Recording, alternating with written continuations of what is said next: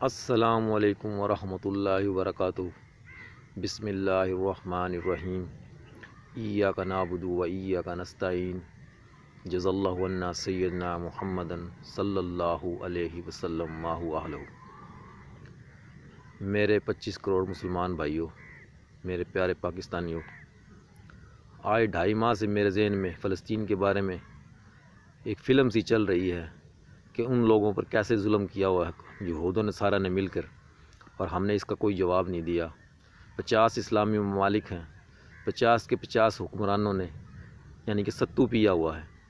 کسی نے کوئی ان کی مالی مدد نہیں کی، کسی نے ان کی کوئی دفاعی مدد نہیں کی، کسی نے کوئی ان کی جانی مدد نہیں کی۔ وہ 2.5 ماہ سے مسلسل بمباری کے شکار ہیں۔ پاکستان پر ایران نے میزائل حملہ کیا تو ہماری حکومت نے فوری جواب دیا، اور دینا بھی چاہیے تھا۔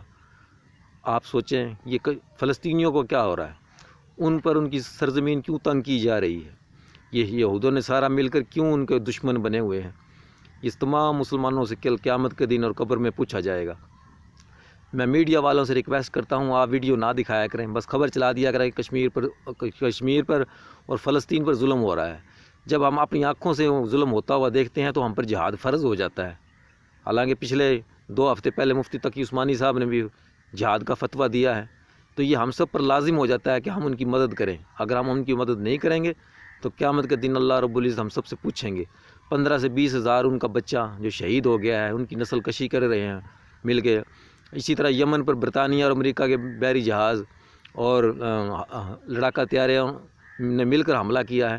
یعنی کہ مسلمانوں کی جو حکومتیں ہیں ان کی ساورینٹی داؤ پہ لگی ہوئی ہے۔ ہمارے سابق جنرل راحیل شریف 50 ملکوں کی سربراہی کر رہے ہیں، آرمی فورسز کو تربیت دے رہے ہیں پچھلے 7-8 سال سے، لیکن وہ بے سود ہے۔ وہ 50 کے 50 اسلامی ممالک خاموش بیٹھے ہوئے ہیں، کسی کو کسی کی کوئی فکر نہیں، بس جو جیسے چلتا ہے چلائے جا رہے ہیں نظام کو۔ یہ اللہ کے ہماری پوچھ ہوگی۔ تو میں نے سوچا کیوں نہ اپنی بھی آواز اٹھاؤں۔ کاش اگر میرے پر لگے ہوتے تو میں فوراً فلسطین پہنچتا اور ان تمام ظالموں کو اپنے ہاتھ سے روکتا، لیکن میں ایسا نہیں کر سکتا، صرف آواز اٹھا سکتا ہوں۔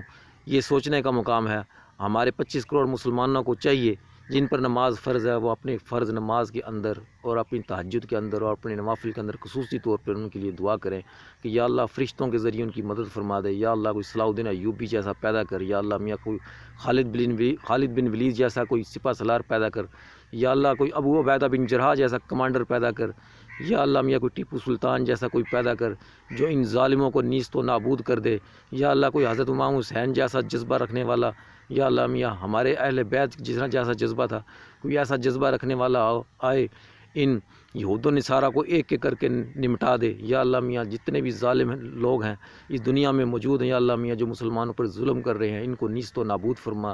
یا اللہ مسلمانوں کی غیبی مد نصرت فرما اور مسلمانوں کو غیرت دے، یا اللہ میاں ان کی غیرت کو جگا، یا اللہ میاں، یا اللہ میاں ان کے خون سے غیرت ختم ہو گئی، یا اللہ میاں اس غیرت کو جگا دے۔